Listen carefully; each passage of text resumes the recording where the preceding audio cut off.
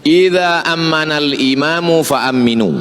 Kalau imam mengucapkan amin, maka ikutlah kamu wahai makmum mengucapkan amin.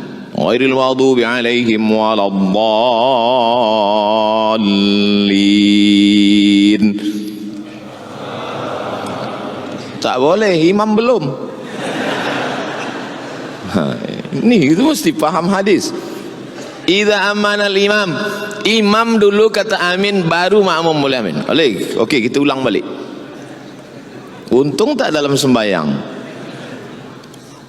Ihdinas siratal mustaqim siratal ladzina an'amta 'alaihim ghairil maghdubi 'alaihim waladdallin. Amin. Itu baru betul. Idza ammanal imam fa'aminu. Kalau imam sudah mengatakan amin, barulah makmum ikut mengatakan amin. Man wafaqa ta'minahu, siapa yang lafaz amin dia bersesuaian sejalan dengan lafaz amin malaikat, ghufira lahu ma taqaddama min dzambih, maka diampunkan segala dosa-dosa dia yang telah lalu.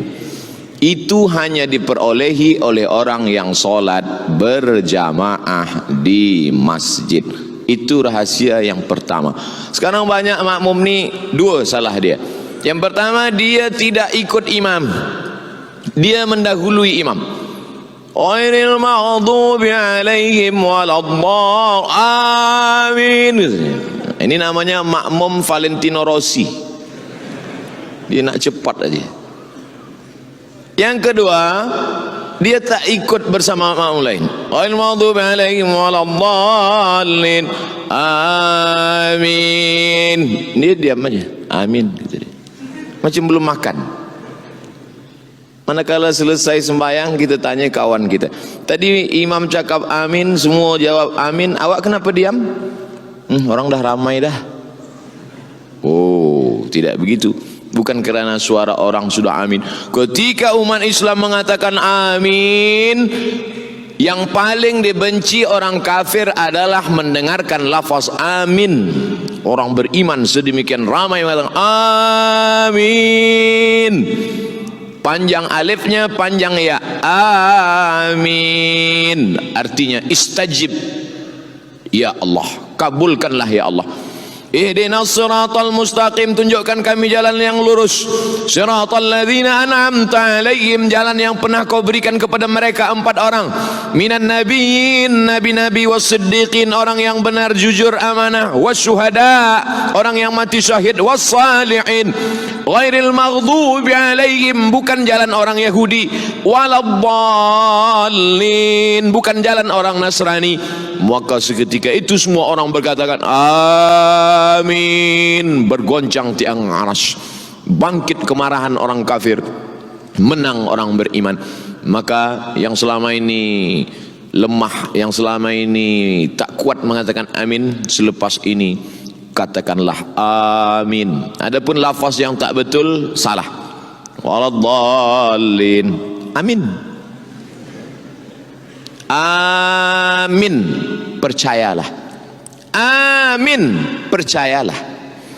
Amin, jujur. Maka Nabi Muhammad itu bergelar Al-Amin, jujur. Amin, percayalah. Amin, jujur. Amin, amankanlah. Amin, amankanlah. Yang betul yang keempat, amin, kabulkanlah ya Allah. Kita tak tahu entah dari mulut yang mana doa itu menembus pintu-pintu langit dikabulkan Allah Subhanahu wa taala. Mungkin mulut kita tak dikabulkan Allah sebab banyak makan riba, sebab banyak caci maki, hamun, sumpah serapah, sebab banyak ribah, menceritakan aib orang lain. Tapi ada dia yang bukan ustaz, yang bukan profesor, yang bukan doktor. Sebab saya baru dapat semalam. Tapi rupanya hati dia bersih, dia selamat daripada riak. Hati dia bersih, tak ada hasad, tak ada dendam, tak ada takbur. Dia manusia biasa, dia tidak popular, dia tak ada akaun di youtube.com. Dia tak ada follower di Instagram, tapi hati dia tulus ikhlas. Mungkin sebab mulut dia itulah doa kita dikabulkan Allah. Dia hanya berkata amin. 1000 orang solat, yang 99 satu pun tak dikabulkan, tapi sebab yang satu orang ini, maka kita sentiasa merasa. Makanya doa solat istisqa minta hujan, tak ada istisqa bersendirian, istisqa berjamaah. Sebab apa? Bila turun hujan, orang tidak menyangka sebab doa sayalah hujan itu turun. Saya sampai hari ini belum pernah jadi imam istisqa. Walaupun beberapa kali jerbu, mereka minta saya tak nak jadi imam. Sebab saya takut bila hujan tak turun, makmum salahkan imam.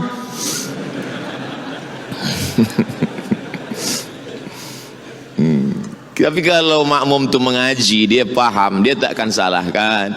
Sebab tak tahu entah dari mulut yang mana doa tu dikabulkan Allah. Maka berjamaah. Kalau hujan turun, dia tak, oh, sebab saya lah maka hujan ini turun. Cuba kalau bukan saya yang imam, mana turun? Iya kalau turun, kalau tidak. Oleh sebab itu maka ini hikmah yang pertama. Sampai hikmah berapa Ustaz sampaikan malam ini? Saya tak tahu hikmah yang keberapa. 60 minit habis. Sesuai yang tertulis 600 ml.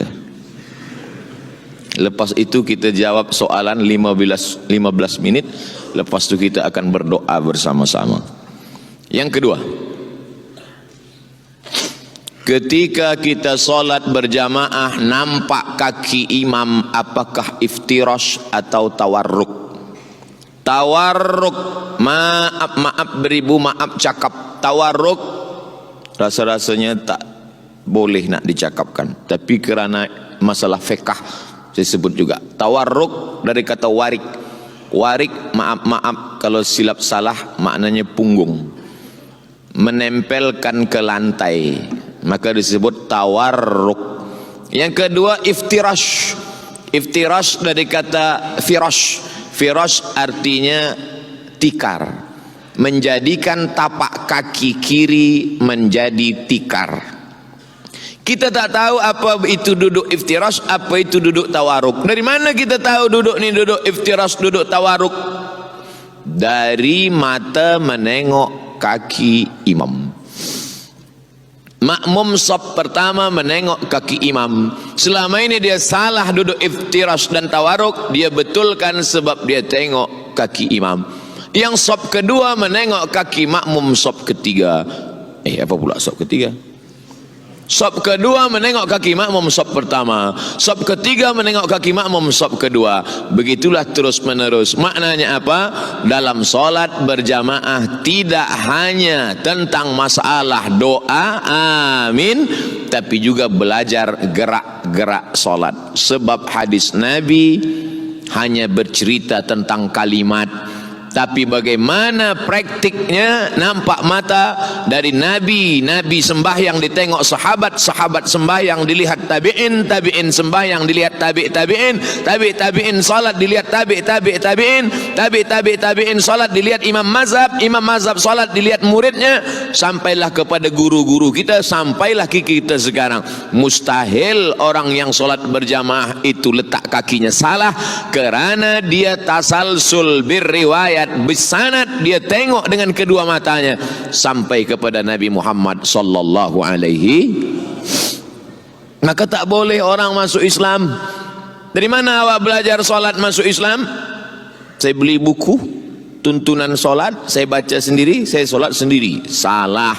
Jangankan geraknya, jangankan angkat tangannya, jangankan letak tangannya, jangankan duduk tasyahudnya, jangankan gerak tangannya, bacaannya pun pasti salah. Manakala dia buka Quran, dia tengok tulisan alif lam mim, alif lam mim, tulisan sama, bunyi beza. Alif lam mim dibaca alam nasrah, alif lam mim tidak dibaca alam, alif lam mim. Dari mana dia tahu beza alif lam mim dengan alam nasrah? Dari telinga mendengar imam.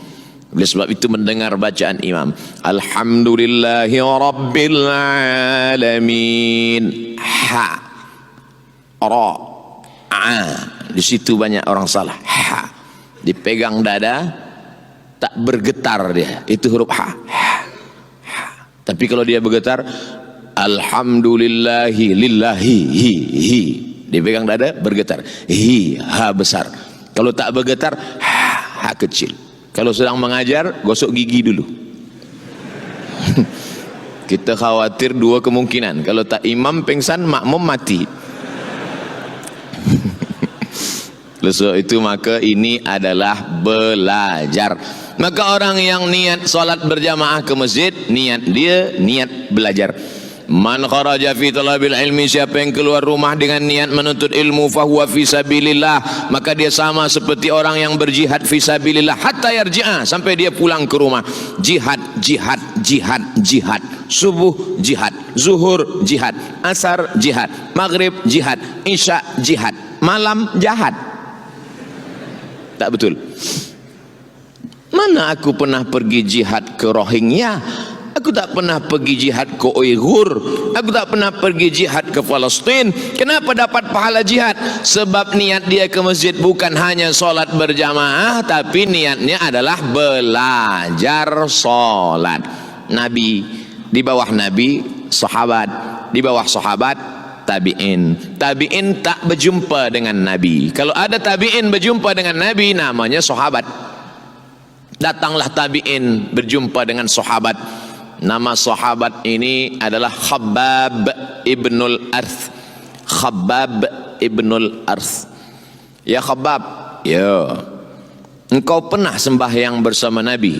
Ya, saya sahabat Nabi, ikut perang dengan Nabi, salat di Masjid Nabawi bersama Nabi. Oh, kata tabi'in, Nabi itu kalau salat mulutnya bergerak atau diam? Salat zuhur, salat asar, salat yang tak berbunyi. Kata tabi'in, sahabat Khabbab ibnul Arth menjawab, Nabi kalau salat mulutnya bergerak. Dari mana engkau tahu? Dari mana engkau tahu bahwa Nabi kalau salat itu mulutnya bergerak? Kata Khabbab, bittirabi lihyatih, aku tahu mulut Nabi bergerak sebab janggutnya bergoyang. Bismillahirrahmanirrahim.